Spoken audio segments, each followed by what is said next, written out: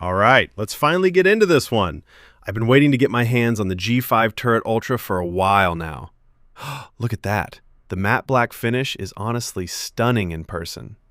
Much stealthier than the usual white gear. Let's get it out of the housing. It feels really solid.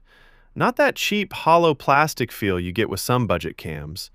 Ubiquiti's packaging is always a bit of a puzzle, but we got there. Now, let's see what else is hiding in here. We've got the full mounting kit. You get the heavy-duty metal plate, the plastic mounting base, and even the drill template so you don't ruin your ceiling. Oh, this is the good stuff. These are the weatherproof cable glands. They actually included different rubber inserts for different cable diameters, 3.3 to 4.5 and 4.5 to 5.5 mils. That is the kind of attention to detail I love to see. Let's not forget the screws and anchors, standard but necessary. And now for the most satisfying part of any unboxing.